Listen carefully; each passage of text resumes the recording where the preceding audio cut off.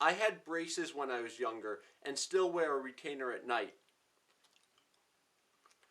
One annoyance I have is that it has this like buildup of white stuff on it that I don't know, it's not really an issue, but it does annoy me a small amount.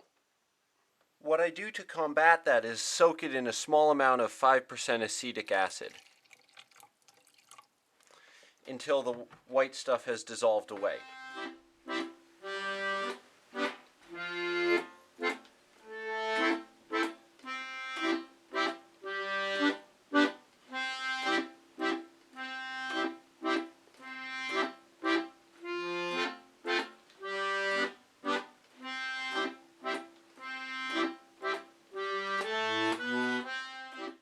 After 50 minutes in the vinegar, it's not perfectly clean, but it's a lot better. I remember it working a lot better in the past, but memories do fade.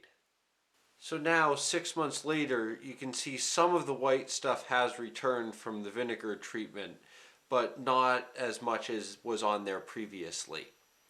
And I'll probably do the vinegar treatment in another 6 months to a year again to take it off once it starts to get annoying. At this level, it isn't really annoying to have in there.